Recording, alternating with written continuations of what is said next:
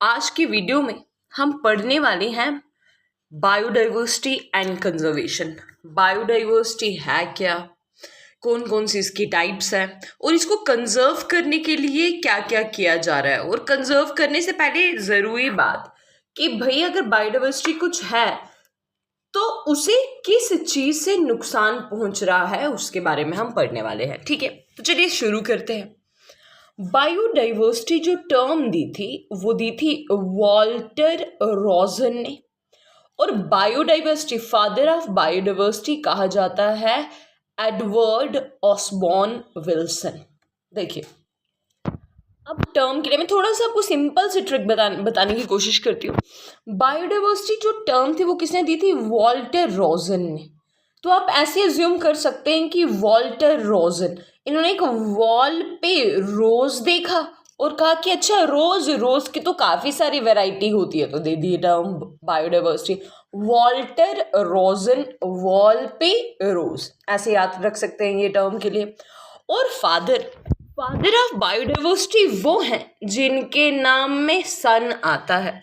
जिनके नाम में है सन वो है फादर ऑफ बायोडाइवर्सिटी, मतलब इनका नाम है एडवर्ड ऑसबॉर्न विल्सन। टर्म दी है वॉल्टर रॉजन ने और फादर है E.O. विल्सन। हर साल बायोडाइवर्सिटी डे जो है वो 22 मई को बनाया जाता है। 22 मई सेलिब्रेट किया जाता है बायोडाइवर्सिटी डे। और हर साल बायोडाइवर्सिटी डे की कुछ थीम होती है। तो 2023 की थीम ये थी, from agreement to action built back biodiversity. From agreement to action built back biodiversity, ये थीम थी 2023 की बायोडाइवर्सिटी डे की। ठीक है, और हर साल ये चेंज होती रहती है। जैसे जैसे मई पास आएगा, जैसे जैसे ये थीम हो जाएगी फिर से वापस से 2024 की, तो आप उसको अपने हिसाब से अपडेट कर देना।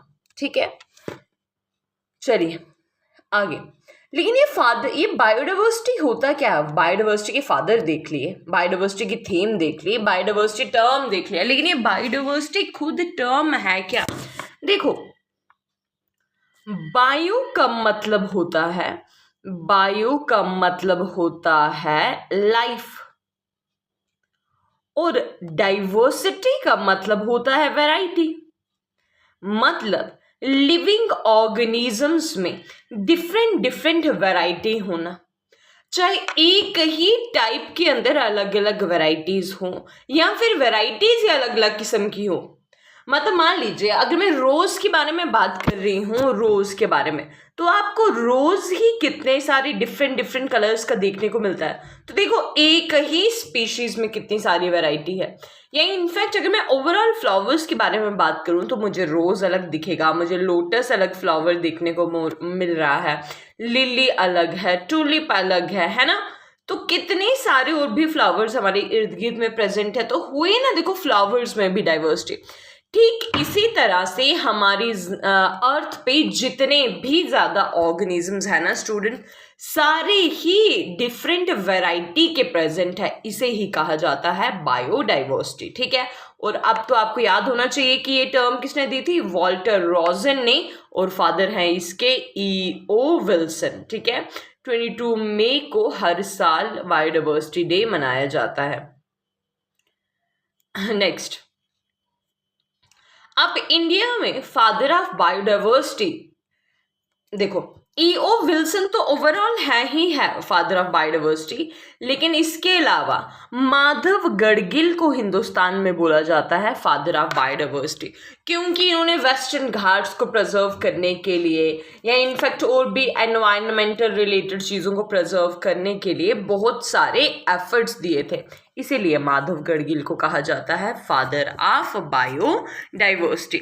आगे चले तो हम बायोडाइवर्सिटी की इंपॉर्टेंस के बारे में देख लेते हैं कि बायोडाइवर्सिटी पढ़ तो रहे हैं, वैरायटी इन लाइफ फॉर्म्स हम पढ़ तो रहे हैं, लेकिन करता क्या है बायोडाइवर्सिटी? देखो, बायोडाइवर्सिटी बेसिकली जो होता है ना स्टूडेंट्स, ये इकोलॉजिकल स्टेबिलिटी को बनाए रखता है, मतलब इकोलॉजिकल बैलेंस को बने रहने देता है। जितनी ज्यादा वैरायटी होगी ना स्टूडेंट, उतनी ही ज्यादा क्या होगी? स्टेबिलिटी। अब जितनी ज़्यादा वैरायटी होगी एनवायरनमेंट में प्रेजेंट, तो उतने ही हमें डिफरेंट डिफरेंट प्रोडक्ट्स देखने को मिलेंगे, एक नहीं तो दूसरा ऑल्टरनेट हमें मिल जाएगा, है ना। खाना हमें इससे मिलता है, फाइबर हमें इससे मिलता है, ऑयल, टिम्बर, हर एक चीज़ तो हमें बायोडाइवर्सिटी से ही मिलती है ना। इसके अलावा ये हमारी इकोनॉमिक वेल्थ को भी इंक्रीज करता है, जैसे नेशनल पार्क्स है, सेंचुरीज है, जैसे नेशनल पार्क्स है, सेंचुरीज है, लोग इन्हें विजिट करने के लिए आते हैं, है ना। डिफरेंट वैरायटी, डिफरेंट बायोडाइवर्सिटी को देखने के लिए लोग इस सब को विजिट करने के लिए आते हैं। तो इससे हमारी जो देश की इकोनॉमी है वो इनहैंस होती जाती है, देश अमीर नेशन बनता जाता है, राइट। नेक्स्ट वन, जितनी ज्यादा वैरायटी होगी उतने ही ज्यादा हमारे पास जेनेटिक रिसोर्सेज होंगे, मेडिसिनल रिसोर्सेज हमें बायोडाइवर्सिटी से मिलते हैं। और नॉट ओनली दिस, इसके अलावा क्लाइमेट को भी रेगुलेट करके रखता है हमारा biodiversity. Variety in life form, simply कह सकते हैं बायोडाइवर्सिटी क्या है students, variety in life form. तो ये जो अभी आपको इमेज देखने को मिल रही है स्क्रीन पे, ये अर्थ की इमेज है, और अर्थ का ये जो सेंट्रल वाला एक इमेजिनल लाइन जो हमारी सेंटर से पास होती है, ठीक है। और अर्थ को दो स्फेयर्स में, एक नॉर्दर्न स्फेयर और सदर्न हेमिस्फीयर में उसको डिवाइड करती है। इस बीच वाली लाइन को क्या कहा जाता है, इक्वेटर कहा जाता है। कि इक्वेटर के पास सबसे ज्यादा बायोडाइवर्सिटी, सबसे ज्यादा आपको वैरायटी देखने को मिलेगी। लेकिन जैसे हम इक्वेटर से जितना ज्यादा पोलर रीजन की तरफ के लिए बढ़ते जाएंगे स्टूडेंट्स, बायोडाइवर्सिटी उतनी ज्यादा कम होती जाएगी, ठीक है।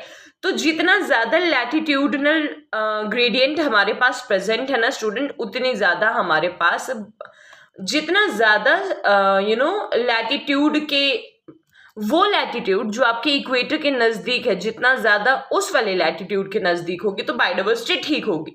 लेकिन जितना ज्यादा पोलर रीजन की तरफ के लिए जाएंगे उतनी ज्यादा बायोडाइवर्सिटी कम होने लगेंगी।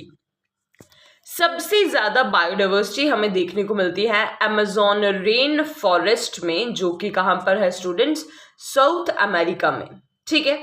और स्पेशल रिचनेस को कहा जाता है अल्फा एरिया, जहां पर स्पीशीज की रिचनेस जिस एरिया में जो होती है उस एरिया को कहा जाता है अल्फा एरिया। कि अल्फा एरिया मतलब कि इस वाले स्पेसिफिक एरिया में सबसे ज्यादा स्पीशीज के वैरायटी देखने को मिलती है। और स्पीशीज रिचनेस को इसके लिए एक फॉर्मूला आता है, that is small C A की power G. This is not important but still मैंने ये फॉर्मूला यहाँ पर लिख दिया है। नेक्स्ट हमारे पास आता है टाइप्स ऑफ बायोडाइवर्सिटी। बायोडाइवर्सिटी की डिफरेंट डिफरेंट टाइप्स क्या होती हैं। बायोडाइवर्सिटी को हम 3 मेजर टाइप्स में डिवाइड करते हैं।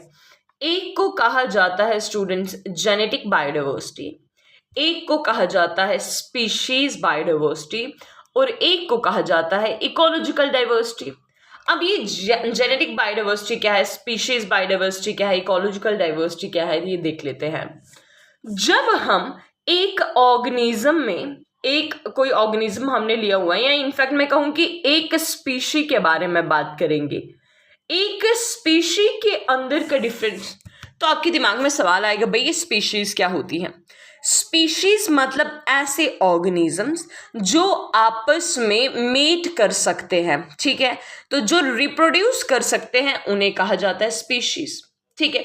जैसे अगर मैं काऊ के एग्जाम्पल ले रही हूँ तो मैं सिर्फ काऊ के बारे में ही बात करूंगी, तो सिर्फ इसी स्पीशी के बारे में बात कर रही हूँ।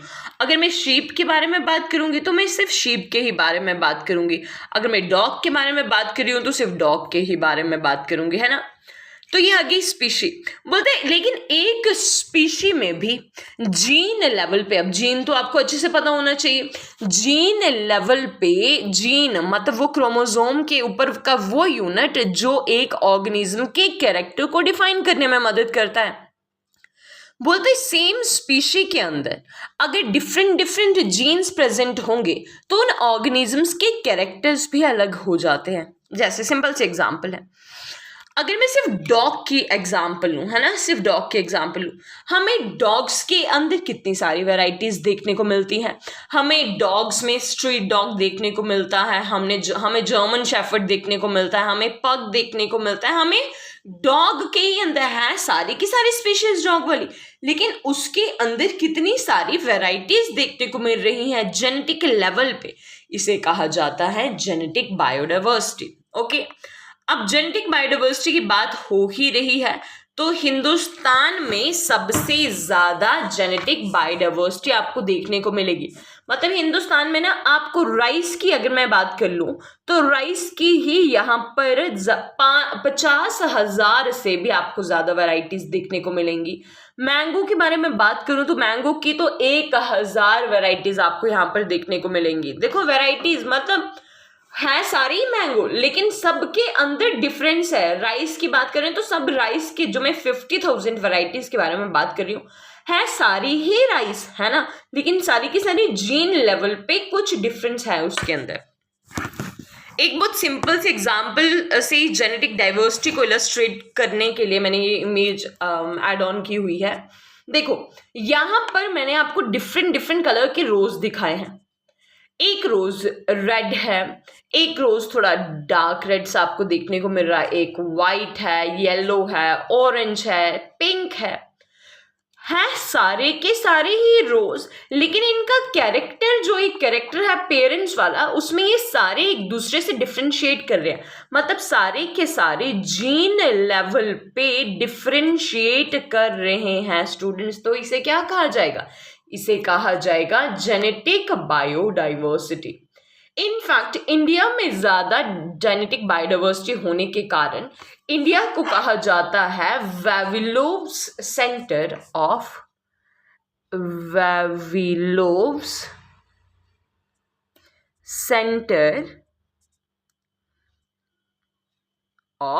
Genetic biodiversity. तो हिंदुस्तान में काफी ज्यादा जेनेटिक बायोडाइवर्सिटी है, इसीलिए इंडिया को कहा जाता है वाविलोव सेंटर। तो हिंदुस्तान में सबसे ज्यादा बायोडाइवर्सिटी है। कीप इन माइंड, अगर पूछा जाए कि सबसे ज्यादा आपको जेनेटिक बायोडाइवर्सिटी कहाँ पर देखने को मिलेगी, तो आप बोलेंगे भाई हिंदुस्तान में।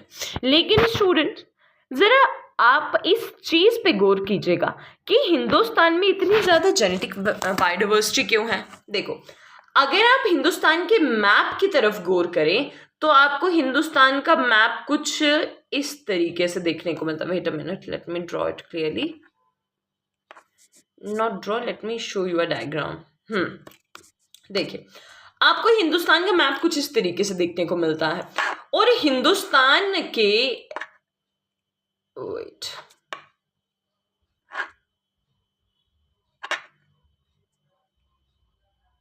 देखो हिंदुस्तान में ये वाला रीजन कौन सा वाला है? Peninsular reason. अगर इस वाले रीजन के बारे में बात करूं तो यहाँ पर बहुत घने जंगल है ना। इस वाले रीजन के बारे में बात करूं तो यहाँ पर बिल्कुल डेजर्ट लाइक कंडीशंस है। यहाँ पर बात करूं तो यहाँ पर हमारे पास प्लेट्यूज आ जाता है। इस वाली बेल्ट के बारे में बात करूं तो यहाँ पर हमारे पास क्या आ जाता है? हिमालयाज। हर जगह में अपने ही डिफरेंट किस्म के क्लाइमेटिक कंडीशंस है। तो डिफरेंट क्लाइमेटिक कंडीशन यहाँ की अलग है, यहाँ की अलग है, यहाँ की अलग क्लाइमेटिक कंडीशंस हैं, यहाँ की अलग क्लाइमेटिक कंडीशन, सेंटर में अलग क्लाइमेटिक कंडीशन, यहाँ पर अलग क्लाइमेटिक कंडीशन। तो इतनी सारी डिफरेंट क्लाइमेटिक कंडीशंस होने की वजह से ही हिंदुस्तान में डिफरेंट बायोडाइवर्सिटी है, डिफरेंट स्पीशीज हैं, डिफरेंट वैराइटीज आपको यहाँ पर देखने को मिलती हैं। ठीक है, नेक्स्ट हमने बात की जेनेटिक बायोडाइवर्सिटी के बारे में, अब हम बात करेंगे स्पीशीज बायोडाइवर्सिटी के बारे में, है ना।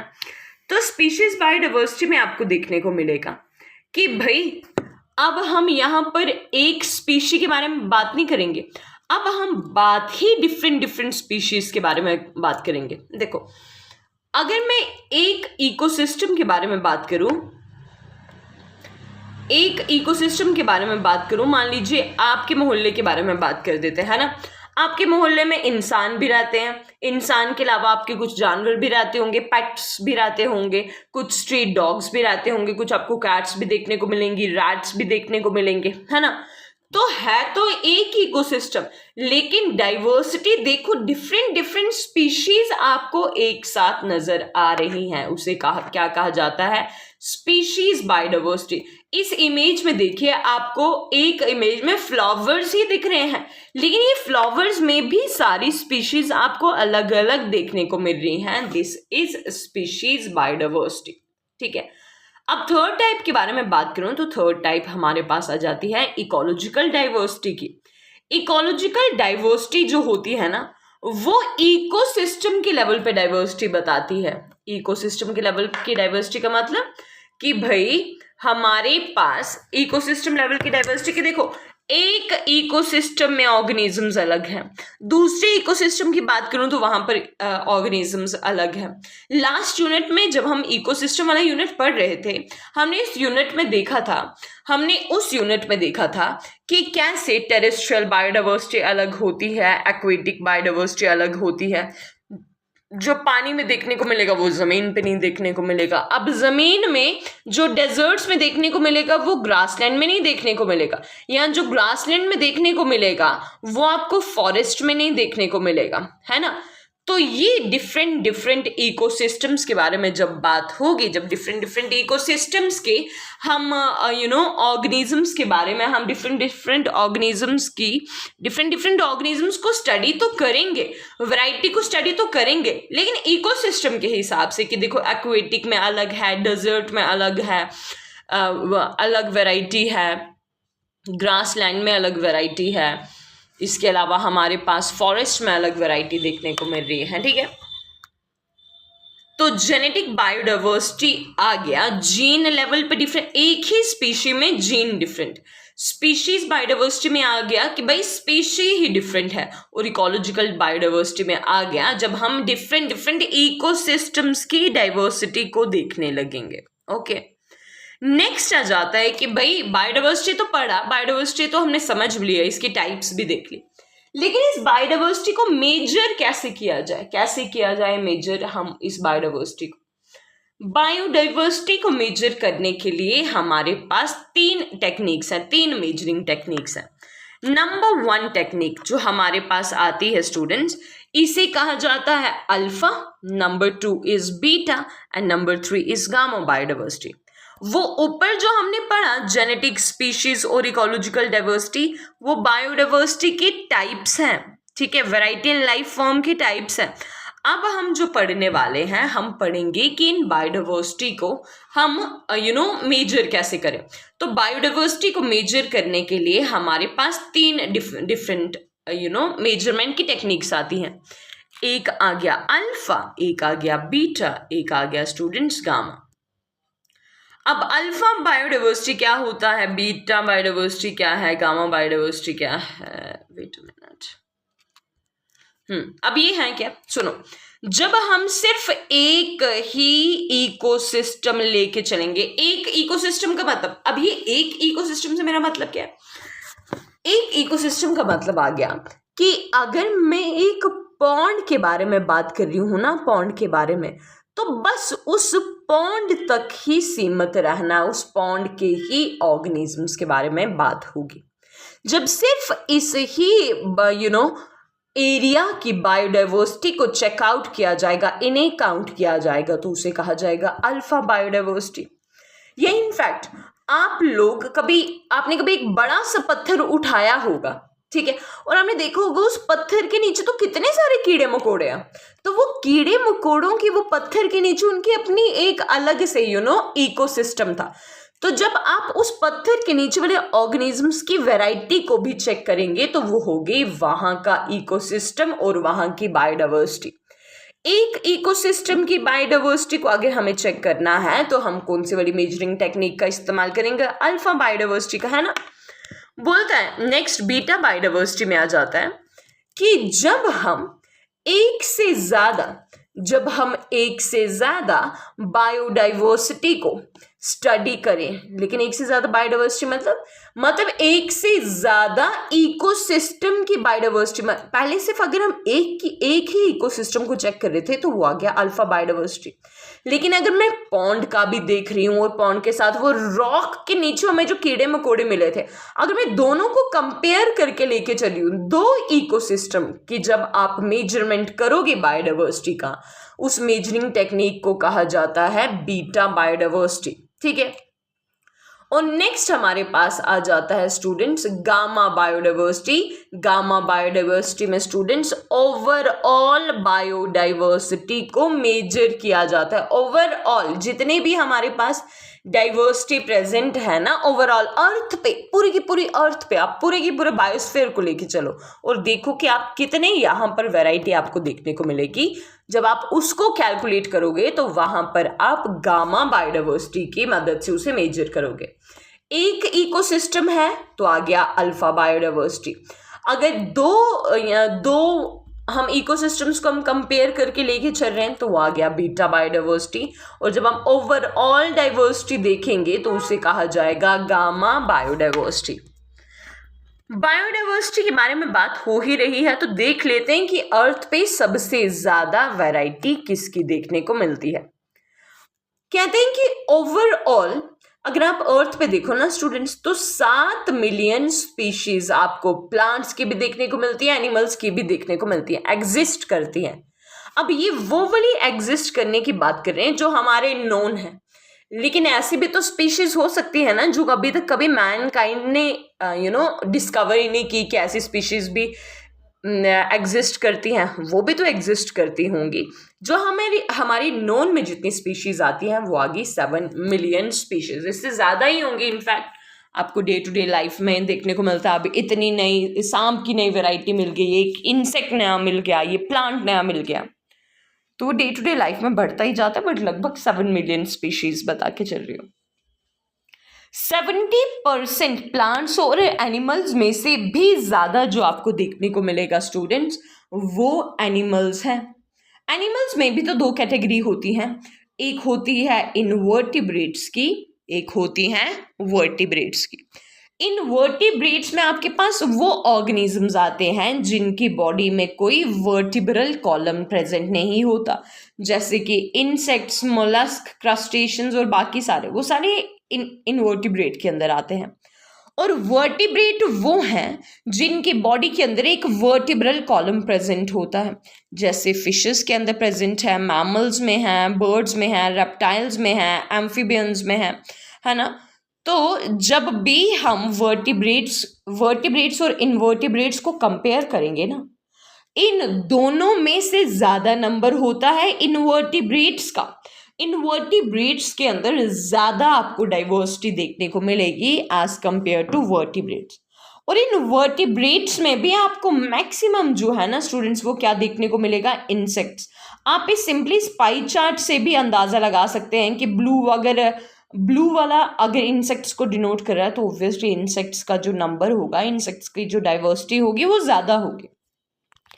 वर्टिब्रेट्स के बारे में अगर बात करूं तो वर्टिब्रेट्स में जो सबसे ज़्यादा नंबर ऑक्यूपाई किए हुए हैं डाइवर्सिटी के बेसिस पे वो आ जाते हैं स्टूडेंट्स हमारे पास फिशेस। तो फिशेस की नंबर हमारे पास 50% आता है।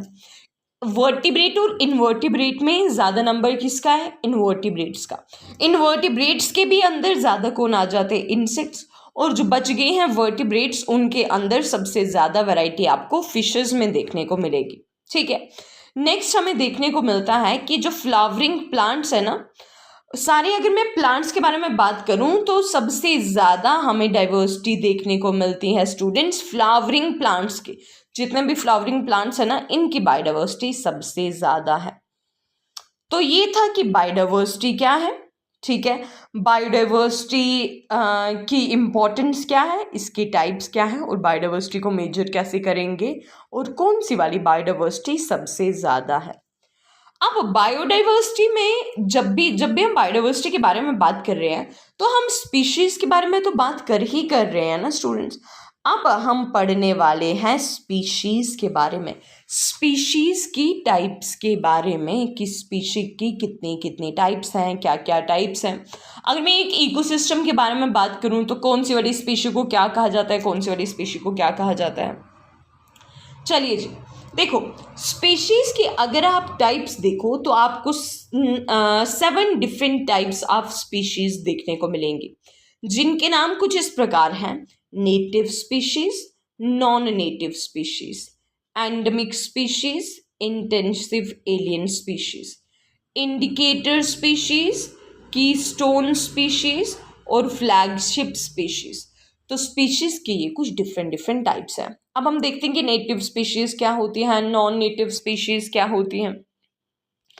Native species students, native species ऐसी स्पीशीज होती हैं जिन्हें कहीं बाहर से लाया नहीं, वो वहीं पे ओरिजिनली ओरिजिनेट की थी, उसी स्पेसिफिक एरिया में, उसी जियोग्राफिकल एरिया में वो एग्जिस्ट करती है सालों साल से। उन स्पीशीज को कहा जाता है नेटिव स्पीशीज। जैसे हिंदुस्तान के बारे में बात करूं तो जो नीम है या शुगर केन है, cotton, bamboo, Ashoka tree, snow leopard या बंगाल टाइगर, ये जितनी भी वैरायटीज के बारे में मैंने बात की, चाहे वो प्लांट्स हैं या चाहे वो एनिमल्स हैं, वो शुरुआत से ही यहाँ पर देखने को मिलती हैं। वो कहीं भी हमने उनको बाहर से यहाँ पर इंट्रोड्यूस नहीं कराया है, वो शुरुआत से ही यहीं पर एग्जिस्ट करती हैं। ठीक है, नेक्स्ट बात करते हैं हम नॉन नेटिव स्पीशीज के बारे में। तो नॉन नेटिव स्पीशीज वो स्पीशीज है स्टूडेंट्स, नॉन नेटिव, अगर नेटिव यहीं की थी तो नॉन नेटिव स्पीशीज का मतलब कि भाई वो यहाँ की नहीं थी, उन्हें किसी और जियोग्राफिकल एरिया से उठा के लाया है, ताकि हमें शायद उनकी कोई इंपॉर्टेंस ही थी, ताकि हम उसे अपने एरिया में भी ग्रो कर पाते। कुछ एग्जाम्पल्स ले लेते हैं, जैसे टी लेके, टी हिंदुस्तान की नहीं है, टी को हम चाइना से लेके आए हैं, तो होगी ना टी यहाँ की एक नॉन नेटिव स्पीशीज। कॉफी की बात करूं तो कॉफी को इथोपिया से लेके आए हैं, पोटैटो को पोर्चुगीज से, टोमेटो को अमेरिका से, चिली पेपर को मैक्सिको से।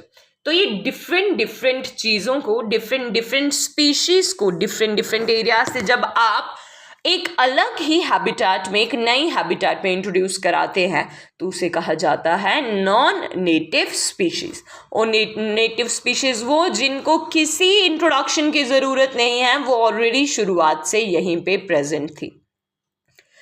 एंडेमिक स्पीशीज, और हाँ नेटिव स्पीशीज में हमारे पास काफ़ी सारे स्पाइसेस भी आ जाते हैं। स्पाइसेस जो हिंदुस्तान के आपको पेनिनसुलर पार्ट में, सदर्न पार्ट में आपको ऑलरेडी देखने को मिलते हैं, उन्हें हम कहीं से भी बाहर से लेके नहीं आए। ठीक है, नेक्स्ट आ जाती है हमारे पास थर्ड टाइप ऑफ स्पीशीज, जिसे कहा जाता है एंडेमिक स्पीशीज। एंडेमिक स्पीशीज का मतलब ऐसी स्पीशीज जो सिर्फ किसी ही खास पर्टिकुलर जियोग्राफिकल एरिया में देखने को मिलती है। खास जियोग्राफिकल एरिया का मतलब देखिए, जैसे हिमालयाज में स्नो के अंदर ही तो पाया जाता है स्नो लेपर्ड। क्या स्नो लेपर्ड को आप हिमालय से बाहर लाके राजस्थान जैसे डेजर्ट में इंट्रोड्यूस करोगे तो क्या वहां पर वो जिंदा रह सकता है? नहीं, उन्हें भाई एक पर्टिकुलर ज्योग्राफिकल लोकेशन ही चाहिए, वो हर जगह पे अपना बसर नहीं कर सकते। ऐसी स्पीशीज को कहा जाता है एंडेमिक स्पीशीज। ठीक है, पर्टिकुलर लोकेशन में ही देखने को मिलती हैं। जैसे कि आपके पास आ जाती हैं एशियाटिक लाइन के बारे में अगर हम बात करें, जो गुजरात में देखने को मिलते हैं। हंगुल के बारे में बात करें, ये भी क्या है स्टूडेंट्स? Endemic species. तो हंगुल डियर आपको डाची गांव में ही देखने को मिलेगा, एशियाटिक लाइन आपको गिर फॉरेस्ट में ही देखने को मिलेगा। नेक्स्ट हमारे पास आ जाता है इनवेजिव एलियन स्पीशीज। देखो, एलियन स्पीशीज मतलब है तो बाहर की प्रजाति, लेकिन बाहर की प्रजाति तो है, लेकिन ये इन्वेड कर रही हैं एक एरिया। इन्वेड करने का मतलब कि ये हमारे इकोसिस्टम में आके हमारे इकोसिस्टम में खराबी कर रही हैं। मतलब जो हमारे पास जो नेटिव स्पीशीज है ना यहाँ की, उन नेटिव स्पीशीज के लिए ये वाली स्पीशीज हार्मफुल होती है। हायासिंथ के बारे में बात करें या भाई इक्लिप्टस के बारे में बात करें, ये दोनों की दोनों स्पीशीज जो है वो इन्वेजिव एलियन स्पीशीज है, ना ही यहाँ की हैं। और अगर यहाँ पर इंट्रोड्यूस की भी जाती हैं तो वो यहाँ की जो बायोडाइवर्सिटी है उसे स्टूडेंट्स उसे हार्म पहुंचाती है। जैसे वाटर हाइसिंथ के बारे में अगर मैं बात करूँ ना, तो वाटर हाइसिंथ जो होता है वो पानी में पाया जाता है, ठीक है, पानी में तो पाया जाता है, लेकिन वो पानी में बहुत तेजी से मल्टीप्लाई होता है, जिसकी वजह से पूरा का पूरा पानी को वो कवर कर देता है। पानी वाला सिस्टम जो होता है वो कवर कर देता है और नीचे वाले ऑर्गेनिजम्स को ना कोई भी न्यूट्रिएंट नहीं मिल पाता, इसलिए इन्हें कहा जाता है इन्वेसिव एलियन स्पीशीज। नेक्स्ट आ जाती है हमारे पास इंडिकेटर स्पीशीज। इंडिकेटर स्पीशीज, जिन स्पीशीज को कहा जाता है सेंटिनल स्पीशीज भी, या इन्हें ही कहा जाता है students keystone species. Indicator species का हो इन्हें, सेंटिनल स्पीशीज का हो, या नहीं सॉरी, इंडिकेटर स्पीशीज अलग है, कीस्टोन अलग है, सॉरी इसे मिक्स कर दिया मैंने थोड़ा। Indicator species, let me decrease the font size, okay. Indicator species ऐसी स्पीशीज हैं जो सबसे ज्यादा सेंसिटिव होती हैं एक एनवायरनमेंट में। मतलब एनवायरनमेंट के अंदर कोई भी पॉजिटिव चेंज आए या आए कोई नेगेटिव चेंज, सबसे पहला असर इन्हीं स्पीशीज पे पड़ेगा। मतलब ये सबसे ज्यादा सेंसिटिव है, तो इन स्पीशीज को कहा जाता है इंडिकेटर स्पीशीज। इंडिकेटर स्पीशीज में हमारे पास लाइकन्स आ जाते हैं, फंगस आ जाते हैं, और क्या आ जाते हैं स्टूडेंट्स, एल्गा। लाइकन्स, फंगस और एल्गा जो है ये सारे के सारे इंडिकेटर स्पीशीज है। एनवायरनमेंट में कोई भी चेंज आ रहा है वो इनके ऊपर आपको सबसे पहले देखने को मिलेगा। या तो इनका नंबर जो है वो तेजी से मल्टीप्लाई होने लगेगा, या तो बहुत ही कम होने लगेगा, या तो इनका कलर चेंज होने लगा, कुछ ना कुछ तो ये अपने ऊपर असर दिखाएंगे। नेक्स्ट हमारे पास आ जाता है कीस्टोन स्पीशीज। कीस्टोन स्पीशीज से ही पता लग रहा है कि भाई लेस इन नंबर तो इनका है कम, लेकिन एक नेचुरल एनवायरनमेंट पे इनका प्रेजेंस बहुत ज़रूरी है, इसका इफेक्ट एनवायरनमेंट में बहुत ज़्यादा ज़रूरी है। कीस्टोन स्पीशीज को ही कहा जाता है इंजीनियर्स ऑफ द इकोसिस्टम। इन्हें ही कहा जाता है engineers of the ecosystem as they help in maintaining biodiversity food chain and help in pollination. Food chain को मेंटेन करना हो या चाहे पॉलिनेशन को मेंटेन करना हो, दोनों में ही कीस्टोन स्पीशीज हेल्प करती हैं। कीस्टोन स्पीशीज में हमारे पास आ जाते हैं कुछ एनिमल जैसे टाइगर है, लाइन है, टॉप प्रीडेटर्स। सोचो अगर ये स्पीशीज ही ना हो तो कितना ज्यादा जो नीचे वाले ट्रॉपिक लेवल्स हैं उनका पॉपुलेशन बढ़ जाए, है ना। और इसके अलावा हनी बीज हैं, बटरफ्लाइज हैं, ये सारी आपके पास कीस्टोन स्पीशीज आ जाती है। चाहे कोई एक ऑर्गेनिज्म प्रीडेटर का काम कर रहा है या फिर वो पॉलिनेशन में हेल्प करा रहा है, दोनों ही तरीके से वो बन जाता है एक कीस्टोन स्पीशी। नेक्स्ट वन जो हमें देखने को मिलता है स्टूडेंट्स वो है फ्लैगशिप स्पीशीज। फ्लैगशिप स्पीशीज को कहा जाता है ब्रांड एम्बेसडर और आइकॉनिक स्पीशीज। उस स्पेसिफिक एरिया में जहां पर वो पाई जाती है उस एरिया को उन्हें ब्रांड एम्बेसडर या आइकॉनिक स्पीशीज भी कहा जाता है। मतलब एक एरिया को जाना ही उस स्पीशी की वजह से जाता है। तो जनरली जो आपकी नेशनल पार्क्स वगैरह बनी हुई होती है ना, जैसे आपके पास डाचीगाम नेशनल पार्क है, डाचीगाम नेशनल पार्क का नाम लेते ही दिमाग में हंगुल डियर के बारे में बात आ जाती है। तो हंगुल डियर वहां की फ्लैगशिप स्पीशीज है। फ्लैगशिप स्पीशीज बेसिकली कोई टर्म थे नहीं, लेकिन इसको बाद में इंट्रोड्यूस कराया गया। ये टर्म उन ऑर्गेनिजम्स के लिए इस्तेमाल होती है, उन स्पीशीज के लिए इस्तेमाल होती है स्टूडेंट्स, जो जिनका होना एक इकोसिस्टम में इम्पॉर्टेंट है, लेकिन इनकी जो वैरायटी है वो कम हुए जा रही है, इसीलिए इन्हें कहा जाता है फ्लैगशिप स्पीशीज या ब्रांड एम्बेसडर या आइकॉनिक। जैसे रॉयल बंगाल टाइगर जो है ये भी एक फ्लैगशिप स्पीशीज है। वन हॉर्न राइनो आपको मैक्सिमम असम के नेशनल पार्क्स में देखने को मिलता है। और एशियाटिक एलिफेंट के बारे में बात करूं तो ये भी एक फ्लैगशिप स्पीशी बन जाता है। ओके, मेगा बायोडाइवर्स कंट्रीज से। तो मेगा बायोडाइवर्स कंट्रीज क्या होती है स्टूडेंट्स? देखिए, ऐसी कंट्रीज जहां पर बायोडाइवर्सिटी जो है वो काफी ज्यादा प्रेजेंट है। मेगा बायोडाइवर्स कंट्रीज का concept basically UNEP that is United Nation Environmental Programme ने दिया हुआ था। इन्होंने कहा कि भाई दुनिया में टोटल 17 मेगा बायोडाइवर्स कंट्रीज हैं, जिसमें इंडिया भी एक मेगा बायोडाइवर्स कंट्री के अंदर आती है।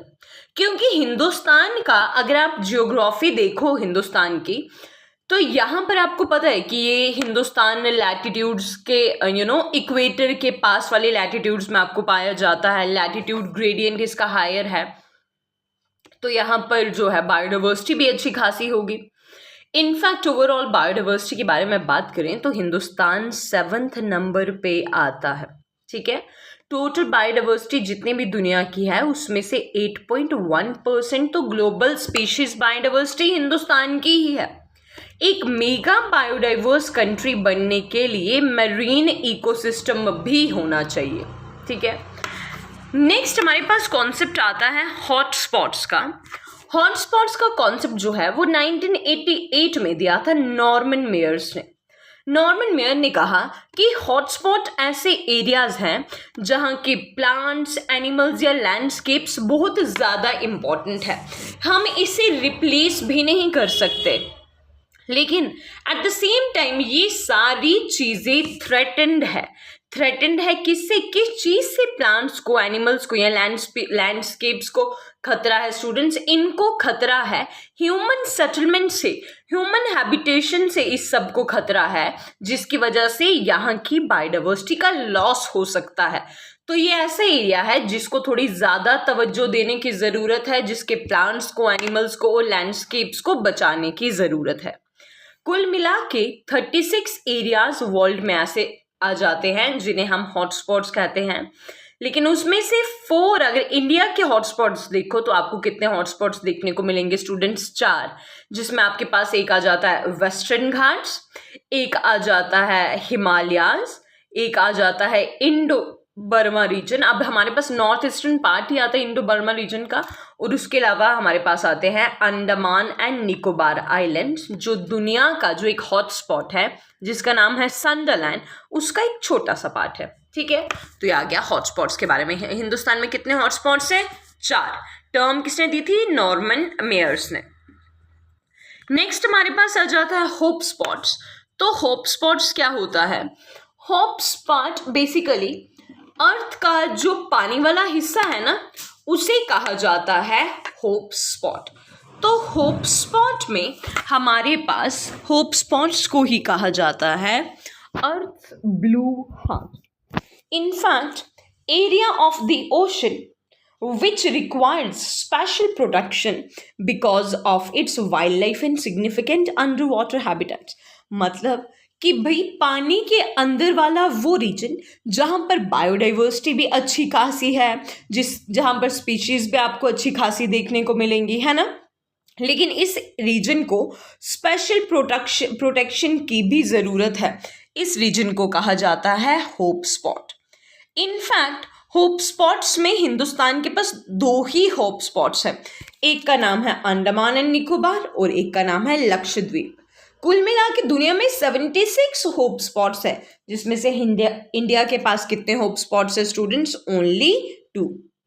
कोल्ड स्पॉट्स के बारे में बात करूं तो कोल्ड स्पॉट्स में हमारे पास ऐसे वाले एरियाज आ जाते हैं स्टूडेंट्स, ऐसे वाले एरियाज जहां पर वर्ल्ड लास्ट रिफ्यूजी वाली स्पीशीज रह चुकी हैं, जो दुनिया में, पूरी दुनिया में हमें लगता है कि ये स्पीशीज तो थ्रेटेंड है, लेकिन इन स्पीशीज का नंबर कुछ रीजन्स में काफ़ी ज़्यादा है, शायद वो अभी अनडिस्कवर्ड है ना, तो उन वाले रीजन को कहा जाता है कोल्ड स्पॉट्स। ठीक है, मान लीजिए हम बोलते हैं कि यहाँ पर हंगुल डियर जो है वो इंडेंजर्ड है ना, लेकिन क्या पता दुनिया को कोई ऐसा एक अनडिस्कवर्ड कोना भी तो हो सकता है ना, जहाँ पर हंगुल का ही नंबर अच्छा खासा प्रेजेंट हो सकता है। उन रीजन्स को कहा जाता है कोल्ड स्पॉट्स। अब इससे पहले हम कंजर्वेशन की तरफ बढ़े, हमें एक हाइपोथेसिस पढ़नी होगी, जिस हाइपोथेसिस को कहा जाता है रिवर पॉपर हाइपोथेसिस। अब रिवर पॉपर हाइपोथेसिस क्या कहती है? बोलती है देखिए, जो हमारे इर्द गिर्द में एनवायरनमेंट हमारे इर्द गिर्द में जो बायोडाइवर्सिटी है ना, उसका ये एनालॉगस कंपैरिजन लेता है किसके साथ स्टूडेंट्स? एरोप्लेन के पॉपिंग रिवर्ट्स के साथ, एरोप्लेन के पॉपिंग रिवर्ट्स के साथ। और ये कहता है कि जैसे बोलते हैं, मान लीजिए जो एरोप्लेन के जो रिवर्ट्स होते हैं ना, रिवर्ट्स मतलब पेज होते हैं ना, पेज जिसे हम सिंपली आम भाषा में पेज कहते हैं। जैसे मतलब देखो एरोप्लेन है तो एरोप्लेन के जो ये पंख है ये भी किसी पेज के कारण ही इसके साथ जुड़े हुए हैं। ये इसके एरोप्लेन के अंदर जो सीट्स होंगी वो भी किसी पेज के कारण ही जुड़ी हुई होंगी, है ना। बोलते हैं मान लीजिए एरोप्लेन में जितने भी रिवर्ट्स है ना, वैसे ही स्पीशीज, हमारे इन्वायरमेंट की स्पीशीज और एरोप्लेन के पेजेस को हम सेम मान के चलते हैं। जैसे एक पूरी फ्लाइट होती है, हम फ्लाइट का कंपैरिजन एक इकोसिस्टम के साथ करते हैं, लेकिन अगर हम विंग रिवर्ट के बारे में बात करते हैं स्टूडेंट्स, तो हमें इसको बोलेंगे कि भाई ये क्या है? Keystone species. देखो अब पूरी की पूरी कहानी है क्या, 2 लाइनों में सम अप करेंगे इस कहानी को, है ये बहुत सिंपल सी। बोलते देखो, अब जो पेज जितने भी एरोप्लेन में प्रेजेंट होते हैं वो क्या वो सारे ही इंपॉर्टेंट है? देखो हैं तो वो सारे इंपॉर्टेंट, लेकिन एरोप्लेन की फंक्शनिंग के लिए सबसे ज़्यादा जो इम्पॉर्टेंट है वो ये वाले पेज हैं स्टूडेंट, जिसकी वजह से इसके पंख इसके साथ जुड़े हुए हैं, है ना। तो जिसकी वजह से ये पंख जुड़े हुए हैं वो वाले पेज सबसे ज़्यादा इंपॉर्टेंट होंगे। ज़रा सोचिए, अगर इन वाले पेजेस को ही यहाँ से हटा दिया जाए तो क्या एरोप्लेन की ये पंख रहेंगे? नहीं ना रहेंगे। क्या एरोप्लेन उड़ान भर पाएगा? नहीं, उड़ान नहीं भर पाएगा, है ना। तो फिर इसके अंदर चाहे जितनी मर्जी स्पीशीज हो, सारी की सारी भाई डिस्टर्ब्ड ही हो जाएंगी। इसे वो कंपेयर करता है एक सिंपल इकोसिस्टम के साथ। बोलते हैं एक इकोसिस्टम में भी स्पीशीज तो बहुत सारी होती हैं, लेकिन इस स्पीशीज में से भी कुछ स्पीशीज होती हैं जिन्हें कहा जाता है कीस्टोन स्पीशीज। और इन कीस्टोन स्पीशीज का उस इकोसिस्टम में प्रेजेंस बहुत ज़्यादा ज़रूरी है। बिल्कुल ठीक उसी तरह जैसे हमारे पास एक एरोप्लेन के वो विंग रिवर्ट्स की कहानी ज़रूरी है ना। अगर कीस्टोन स्पीशीज नहीं होंगी तो हमारे पास ये जो एनवायरनमेंट की स्टेबिलिटी है ना, ये बिल्कुल डिस्टर्ब हो जाएगी और ये जो एनवायरमेंटल कंडीशंस है बिल्कुल कोलैप्स हो जाएगा। ना रहेगा इकोसिस्टम और ना ही कर पाएंगे बायोटिक और एबायोटिक कंपोनेंट्स आपस में इंटरैक्ट।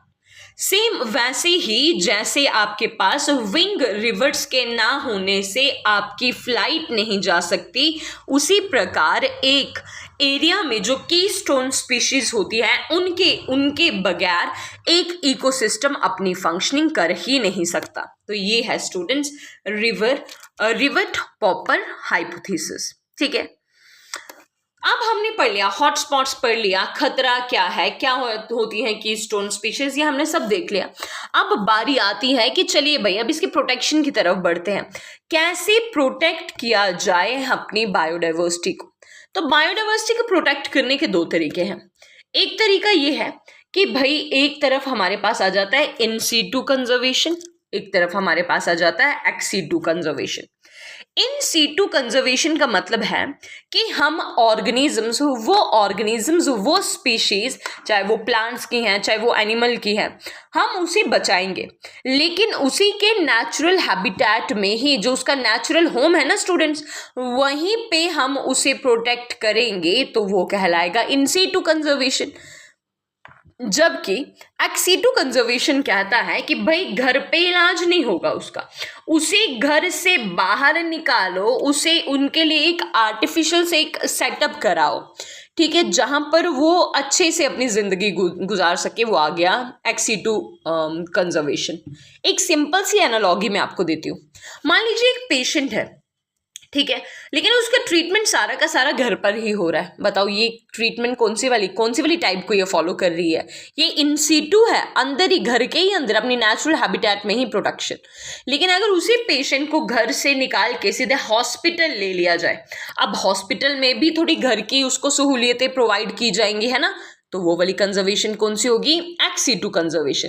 ठीक इसी प्रकार अगर हम स्पीशीज को उनके नेचुरल हैबिटेट में ही प्रोटेक्ट करेंगे, वो आ जाएगा इन सीटू कंजर्वेशन। लेकिन अगर नेचुरल हैबिटेट से बाहर ले लेंगे तो वो बन जाएगा एक्स सीटू कंजर्वेशन।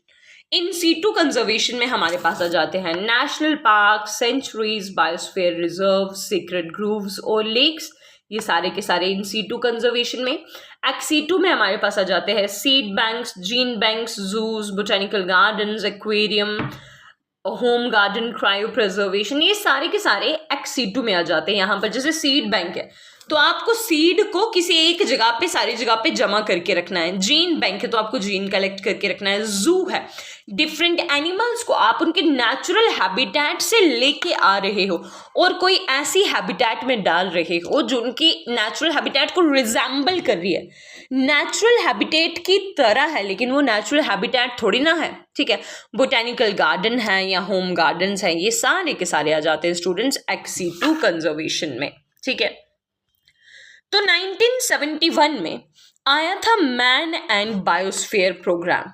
अब ये मैन एंड बायोस्फीयर प्रोग्राम क्या बोलता है कि भाई हमें एनवायरनमेंट का और ह्यूमन का जो इंटरेक्शन है ना आपस की, उसे हमें थोड़ा इम्प्रूव करना पड़ेगा, क्योंकि इंसान ने अपनी ज़रूरतों के लिए, अपनी सहूलियतों के लिए एनवायरनमेंट को काफ़ी ज़्यादा एक्सप्लॉइट कर दिया था। तो इसलिए आया मैन एंड बायोस्फीयर प्रोग्राम। 1972 में, डेट से इंपॉर्टेंट है याद रखना, 1972 में वाइल्ड लाइफ प्रोटेक्शन एक्ट आया था हिंदुस्तान में। ठीक है, वाइल्ड लाइफ प्रोटेक्शन एक्ट पहली बार ही आया कि भाई हमें अपनी वाइल्ड लाइफ को बचाना चाहिए। ठीक है, तो इसके चलते काफ़ी सारी नेशनल पार्क्स बनने लगी। तो सबसे पहले वाइल्ड लाइफ को बचाना है, नेशनल पार्क तो सेटअप करना ही पड़ेगा। अब नेशनल पार्क बनाया गया, लेकिन सबसे पहला जो नेशनल पार्क था हिंदुस्तान का वो था हैले नेशनल पार्क, जिसे आज हम कॉर्बेट नेशनल पार्क के नाम से भी जानते हैं या जिम कॉर्बेट नेशनल पार्क के नाम से भी जानते हैं। अब आ जाती है हमारे पास डिफरेंट कन्वेंशंस। अब ऐसे लॉज, ऐसे कानून, ऐसी ट्रीटीज जो इसलिए बनाई गई ताकि हम ऑर्गेनिजम्स को बचा सके। अब ऑर्गेनिजम्स को बचाने के लिए हमारे पास क्या क्या कानून हैं देखते हैं। सबसे पहले तो कानून बायोडाइवर्सिटी को ही बचाने के लिए है, आता है ये ईयर 1992 में आता है कन्वेंशन ऑन बायोडाइवर्सिटी, जिसे CBD भी कहा जाता है। ये देखिए CBD भी कहा जाता है, कन्वेंशन ऑन बायोडाइवर्सिटी। इसके मेन ऑब्जेक्टिव्स क्या क्या है? सबसे पहली बात, बायोडाइवर्सिटी को कंजर्व करना है। भाई प्लांट की वैरायटीज है, एनिमल की वैरायटीज है, बचा के रखो इसको, क्योंकि जितनी ज्यादा वैरायटी होगी उतनी ज्यादा एनवायरमेंटल स्टेबिलिटी होगी। Sustainable use of its components, biodiversity को हमें सस्टेनेबली यूज करना है। सस्टेनेबल यूज का मतलब सस्टेनेबल डेवलपमेंट तो आपने पढ़ा होगा कभी, तो सस्टेनेबल डेवलपमेंट से ही ये सस्टेनेबल वर्ड भी आता है। ये जो सस्टेनेबल है, सस्टेनेबल का मतलब हो गया कि चीजों को जस्टिफाइड वेज में यूज करो। जितनी आपको जरूरत है आप कोशिश करो उतना ही इस्तेमाल करो, उसको ओवर एक्सप्लॉइट ना करो। जो भी आपको जेनेटिक रिसोर्सेज से आपको जितने भी बेनिफिट्स आ रहे हैं उसका फेयर और इक्विटेबल शेयरिंग होना चाहिए। जेनेटिक रिसोर्सेज का सारा जो भी बेनिफिट होगा वो फेयर होना चाहिए, इक्विटेबल होना चाहिए, ओवर एक्सप्लॉइट नहीं करना। जिसको जितनी ज़रूरत है वो नेचुरल रिसोर्सेज को उतना इस्तेमाल करे, लेकिन ये नहीं कि इतनी ज़रूरत नहीं है लेकिन मुनाफे के लिए वो देश कर रहा है तो हम भी एक्स्ट्रा उसको ओवर एक्सप्लॉइट करेंगे, ऐसे नहीं करना।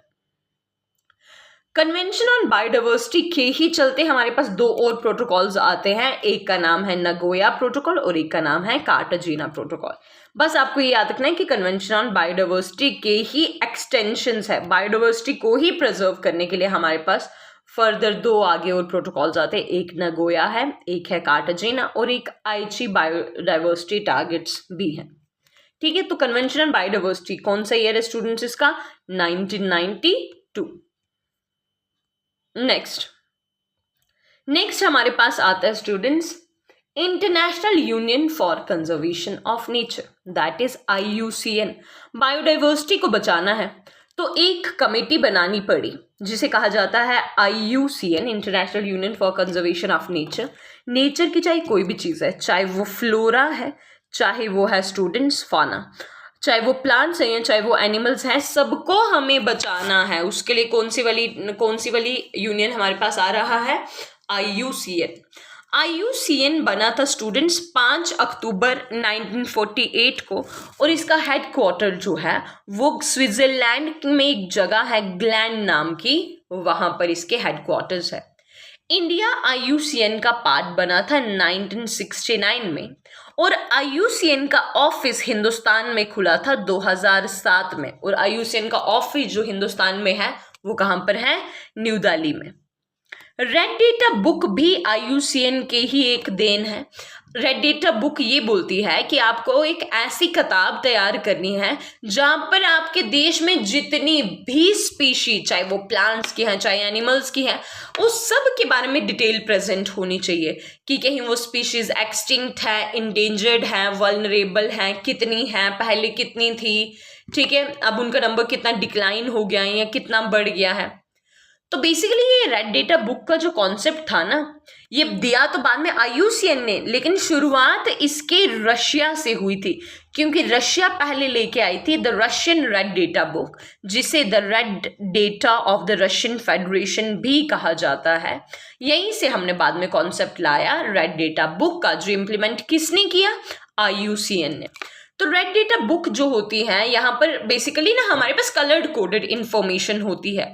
जैसे कोई स्पीशीज अगर खत्म हो गई है तो उसको ब्लैक शीट्स पे रिप्रेजेंट किया जाएगा।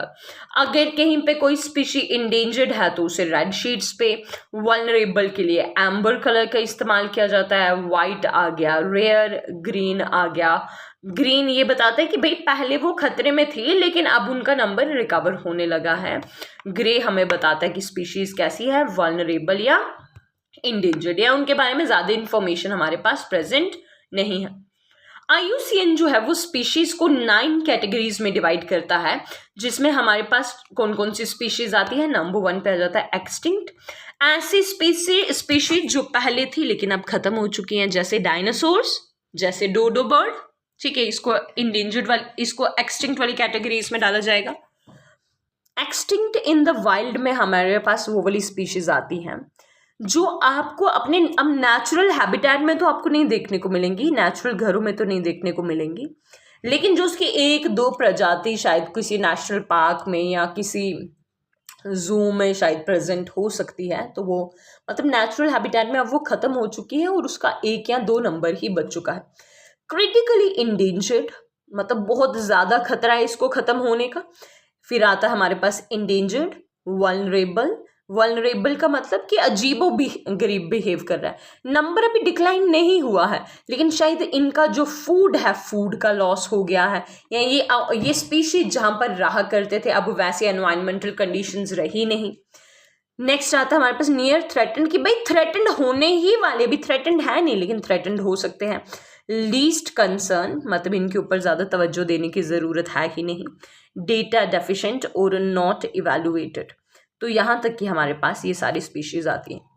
देखो अगर आप इस सब पे नज़र डालो ना स्टूडेंट्स, तो जैसे जैसे हम नीचे की तरफ बढ़े जा रहे हैं, एक्सटिंक्ट से extinct in the wild, critically endangered, vulnerable, near threatened, least concern, data deficient और नॉट इवैल्यूएटेड की तरफ हम नीचे नीचे बढ़ते जा रहे हैं, तो हमारे पास जो रिस्क है ना, जो हमारे पास रिस्क है वो कम हुए जा रहा है। लेकिन अगर जब हम ऊपर की तरफ बढ़ेंगे तो ऑर्गेनिज्म में उन स्पीशीज को जो खतरा है वो बढ़ते जा रहा है। मतलब जो एक ऑर्गेनिज्म जो क्रिटिकली इंडेंजर्ड है उसको नॉट इवैल्यूएटेड के कंपैरिजन में ऑब्वियसली ज़्यादा ही ख़त्म होने का चांस है उसमें, ठीक है। नेक्स्ट हमारे पास आ जाता है अब कंजर्व करना। तो कंजर्व करने के लिए, बायोडाइवर्सिटी को कंजर्व करना है भाई, क्या क्या स्टेप्स उठाए। सबसे पहले एक प्रोजेक्ट आता है हिंदुस्तान में जिसे कहा जाता है प्रोजेक्ट टाइगर। 1972 में क्या आया था, वाइल्ड लाइफ प्रोटेक्शन एक्ट। 1992 में क्या आया, कन्वेंशन ऑन बायोडाइवर्सिटी, CBD। लेकिन उससे कहीं पहले 1973 में, CBD से कहीं पहले, और वाइल्ड लाइफ प्रोटेक्शन एक्ट के 1 साल के बाद हमारे पास आ जाता है प्रोजेक्ट टाइगर। टाइगर के बारे में बात करूं तो टाइगर का जो IUCN स्टेटस है वो है स्टूडेंट्स इंडेंजर्ड। टाइगर का IUCN स्टेटस है इंडेंजर्ड। 54 आपको हिंदुस्तान में टाइगर रिजर्व्स देखने को मिलते हैं। और प्रोजेक्ट टाइगर में किसके बारे में बात की जाती है? ऑब्वियसली कि भाई टाइगर के नंबर को हमें कंजर्व करना है, टाइगर का नंबर हमें इनहैंस करना है, डिक्लाइन नहीं होने देना। सबसे पहले जो नेशनल पार्क बनी थी टाइगर की कंजर्वेशन के लिए वो कौन सी थी? हैले नेशनल पार्क, जो कि उत्तराखंड में है। और एक ब्रिटिश के गवर्नर थे जिनका नाम था मैल्कम हैले, इनके नाम पे इसे हैले नेशनल पार्क रखा गया था। फिर बाद में इसको फिर से आज़ादी के बाद इसे हम रिनेम कर देते और नाम रख देते हैं इसका रामगंगा नेशनल पार्क। फिर 1957 में वापस से इसे रिनेम करके रख दिया जाता है जिम कॉर्बेट नेशनल पार्क। हैले national park, Ramganga national Park और जिम कॉर्बेट नेशनल पार्क एक ही है, प्रेजेंट नेम इसका जिम कॉर्बेट नेशनल पार्क है। प्रोजेक्ट टाइगर जो है वो जिम कॉर्बेट नेशनल पार्क से लॉन्च हुआ था। तो मेन कंसर्न ये था कि हमें बंगाल टाइगर की प्रजाति को बचाना है। हर साल 29 जुलाई को टाइगर डे मनाया जाता है और टाइगर की आपको मैक्सिमम पॉपुलेशन देखने को मिलेगी मध्य प्रदेश में सबसे ज़्यादा, फिर कर्नाटका में और फिर देखने को मिलेगी उत्तराखंड में। ठीक है। अच्छा, जो रिसेंटली मैंने कहा आपको कि 54 टाइगर रिजर्व, जहाँ पे सिर्फ टाइगर्स को ही ज़्यादा तवज्जो दिया जाता है, ऐसे रिजर्व्स हैं हमारे पास। तो ये 54 टाइगर रिजर्व्स में से 54th वाला टाइगर रिजर्व कौन सा है? तो 54th टाइगर रिजर्व जो हमारे पास है वो है रानीपुर टाइगर रिजर्व। ये यूपी के चित्रकूट डिस्ट्रिक्ट में पड़ता है। फर्स्ट याद रखना है आपको कि फर्स्ट टाइगर रिजर्व कौन सा था और लेटेस्ट जो एडेड है वो कौन सा है। आपके एग्जाम तक में भी डेटा वैरी कर सकता है, 54 से शायद 55 या 56 एक दो एड ऑन हो सकते हैं, तो एक बार उससे भी अपडेटेड रहना। नेक्स्ट हमारे पास आता है TX2 प्रोग्राम। TX2 प्रोग्राम का क्या उद्देश्य है?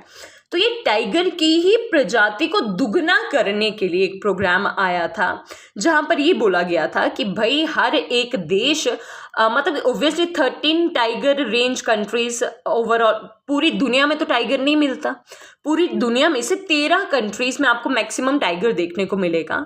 तो इन सब के लिए एक टारगेट सेट कर दिया था कि भाई 2022 तक आपको जितना भी आपके पास अभी टाइगर का नंबर है वो आपको एकदम से डबल करना है। और हिंदुस्तान भी इसमें सक्सेसफुल हुई थी और हिंदुस्तान ने भी अपना टाइगर का नंबर मल्टीप्लाई कर दिया था। ठीक है, देखो अगर हम इनकी हैबिटेट को नुकसान ना पहुंचाए, अगर हम इन ऑर्गेनिजम्स को नुकसान ना पहुंचाएं, तो इन ऑर्गेनिजम्स को हम बचा सकते हैं, टाइगर्स को हम या किसी भी दूसरी प्रजाति को हम बचा सकते हैं। नेक्स्ट आगे बढ़ते हैं, हमारे पास नेक्स्ट प्रोजेक्ट आता है प्रोजेक्ट एलिफेंट। अब प्रोजेक्ट एलिफेंट जिसका नाम है तो ऑब्वियसली मेन कंसर्न तो हमारा एलिफेंट ही होगा ना। प्रोजेक्ट एलिफेंट आया था 1992 में। IUCN स्टेटस इसका भी है स्टूडेंट इंडेंजर्ड, ये भी एक इंडेंजर्ड ऑर्गेनिज्म है। फर्स्ट एलिफेंट रिजर्व आपको जो देखने को मिलेगी वो थी सिंघभम एलिफेंट रिजर्व, जो कि कहाँ पर है? झारखंड में। एट प्रेजेंट हमारे पास 33 एलिफेंट रिजर्व्स हैं, जिसमें से जो रिसेंटली एडेड है वो है तराई एलिफेंट रिजर्व, और ये कहाँ पर है स्टूडेंट्स? उत्तर प्रदेश में। एलिफेंट डे मनाया जाता है 12 अगस्त को, और मैक्सिमम एलिफेंट, यहाँ पे मैंने टाइगर लिखते हैं, आप एलिफेंट लिख देना। मैक्सिमम एलिफेंट का नंबर आपको कहाँ पर देखने को मिलेगा? नंबर 1 कर्नाटका, नंबर 2 असम और नंबर 3 आपको देखने को मिलेगा केरला में। ठीक है, तो प्रोजेक्ट टाइगर आया था 1973 में और प्रोजेक्ट एलिफेंट आया 1992 में। प्रोजेक्ट राइनो जो है स्टूडेंट्स, ये इनिशियली जो है वो 1987 में आया था, फिर वापस से इसको रिवाइव किया गया 2005 में, 1987 में भी आया, फिर रिवाइव किया 2005 में। अभी के टाइम में जो चल रहा है वो इंडियन राइनो विजन चल रहा है, इंडियन राइनो विजन 2020, जिसका मेन कंसर्न ऑब्वियसली यही है कि राइनो के नंबर को इन्हांस करना, इसे डिक्लाइन नहीं होने देना, क्योंकि इसका IUCN स्टेटस है वल्नरेबल। अब वल्नरेबल में ऑर्गेनिज्म, वल्नरेबल का मतलब होता है अजीबोगरीब बिहेव करना, बिहेवियर में चेंज आना। अब एक ऑर्गेनिज्म, मुझे बताइए आपके बिहेवियर में चेंज कब आता है? जब आपको अपनी मर्जी की चीज़ नहीं मिलती, जब आपको खाना नहीं मिलता, जब आपको शेल्टर ना मिले, जब आपको अपनी जो भी आपकी बेसिक नीड्स हैं वो पूरी ना हो, तब हम वल्नरेबल बिहेव करने लगते हैं ना। से वैसे ही राइनो की भी काफ़ी ज़्यादा हैबिटेट लॉस हो गई थी, इनका खाना नहीं मिल रहा था, इनफैक्ट रिप्रोडक्शन ना हो तो भी एक ऑर्गेनिज्म वल्नरेबल बिहेव करने लगता है। तो इसीलिए आया था प्रोजेक्ट राइनो। ठीक है, तो 4 प्रोटेक्टेड एरियाज है असम में जहाँ पर राइनो को प्रोटेक्ट करके रखा गया है। That is Pobitora National Park, Rajiv Gandhi Orang National Park, Kaziranga National Park और मानस नेशनल पार्क। ये चारों के चारों जो आपको नेशनल पार्क्स देखने को मिलेंगे, इन सभी जगहों पे क्या प्रोटेक्ट किया जाता है स्टूडेंट्स? राइनो को। ओके, नेक्स्ट आ जाता है प्रोजेक्ट वल्चर। देखो वल्चर जो है ना वो हमारे पास स्कैवेंजर्स हैं और ये किस्म से एनवायरमेंटल क्लीनर्स भी हैं, क्योंकि देखो ये डेड एंड डिकेड ऑर्गेनिजम्स के ऊपर फीड करती हैं। अगर वल्चर्स ना हो, टॉप प्रेडेटर्स ना हो, तो शायद वो जो डेड ऑर्गेनिजम्स हैं वो वैसे ही हमारे एनवायरनमेंट में रह जाए, है ना। अब वल्चर एक टॉप प्रेडेटर है ना। अब इन्हें बचाने के लिए हमें कुछ स्टेप तो लेने पड़ेंगे। अर्लियर स्टेजेस में क्या देखा गया था स्टूडेंट्स कि डिक्लोफिनैक नाम की दवाई की वजह से काफ़ी सारी वल्चर्स की डेथ हो रही थी। अब देखो वल्चर जो होती हैं वो डेड ऑर्गेनिजम्स के ऊपर फीड करेंगी, क्या पता उन ऑर्गेनिजम्स को कभी डिक्लोफिनैक नाम की दवाई मिली होगी, और जब उस डेड ऑर्गेनिज्म का सेवन वल्चर करेगी तो वल्चर जो थी उसकी बॉडी के जो इंटरनल ऑर्गन्स होते हैं, जैसे उसके लंग्स, लिवर, किडनी वाले ऑर्गन जो हैं वो खराब हो रहे थे, है ना। तो उस वल्चर की प्रजाति को बचाने के लिए आया प्रोजेक्ट वल्चर। इनिशियली ये 2006 में आया था और आजकल इसका वल्चर एक्शन प्लान चल रहा है, जिसका एम ये है कि वो वल्चर की प्रजाति को सेव कर सके। ठीक है, IUCN स्टेटस देखा जाए तो इसका IUCN स्टेटस जो है वो क्रिटिकली इंडेंजर्ड है। हिंदुस्तान में लगभग 9 स्पीशीज ऑफ वल्चर्स आपको देखने को मिलेंगी। ठीक है, लेकिन वो सारी की सारी जो है वो एक्सटिंक्ट होने की कगार पे है। देखो क्रिटिकली इंडेंजर्ड से एक्सटिंक्ट इन द वाइल्ड होने में ज़्यादा दूरी नहीं है। नेक्स्ट आता है हमारे पास project crocodile conservation. Again initially ये जो प्रोग्राम था ये 1975 में आया था, क्रोकोडाइल को कंजर्व करने के बारे में बात करता है। कहते हैं कि टोटल हिंदुस्तान में 23 आपको क्रोकोडाइल की स्पीशीज़ देखने को मिलेंगी, जिनमें से 7 स्पीशीज़ जो हैं वो क्रिटिकली इंडेंजर्ड हैं, 4 जो हैं वो वल्नरेबल हैं और 12 जो हैं वो लीस्ट रिस्क पे हैं। बताइए, ज़्यादा ये 12 वाली प्रजाति को तो ऑब्वियसली ज़्यादा तवज्जो देने की ज़रूरत है ही नहीं, क्योंकि इनको रिस्क नहीं है, लेकिन ये जो क्रिटिकली इंडेंजर्ड है इनको एक्स्ट्रा केयर और वल्नरेबल वालों के ऊपर भी आई रखनी है, इन्हें भी हमें सेव करने की कोशिश करनी है।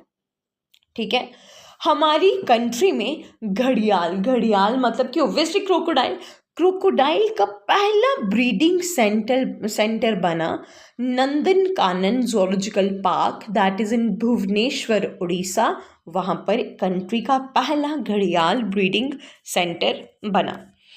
नेक्स्ट हमारे पास आ जाता है project hangul. Hangul is important because hangul is the UT animal of Jammu and Kashmir, right. तो प्रोजेक्ट हंगुल जो है वो 1970s के टाइम पे आया था। हंगुल को ही कहा जाता है कश्मीर स्टैग भी। रेड कलर के डियर की ये आखिरी प्रजाति है, रेड डियर फैमिली की आखिरी स्पीशीज जो आपको एशिया में देखने को मिलेगी, हंगुल उसकी आखिरी प्रजाति है। तो इसे प्रोटेक्ट करने के लिए जम्मू कश्मीर की government, international union for conservation of nature और वर्ल्ड वाइल्ड लाइफ फंड, इन तीनों ने स्टेप्स उठाए।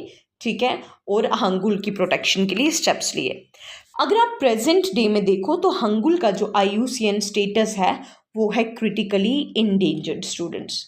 अब हंगुल का नंबर कैसे कम हो गया? देखो, तो बेसिकली जो हमारे पास ट्राइबल लोग होते हैं वो समर्स के टाइम पे जब कश्मीर वाले रीजन में जाते हैं तो जो डाचीगाम का जो लोअर वाला बेल्ट है वहाँ पर वो अपने कैटल्स को फीड कराते हैं, लेकिन उसी घास के ऊपर तो बाद में हंगुल को भी फीड करना है ना, तो हंगुल के जो खाना था, मतलब वो जो घास था वो कम पड़ रहा था, जिसकी वजह से स्टारवेशन की वजह से हंगुल की डेथ हो रही थी। मेन कारण यही था।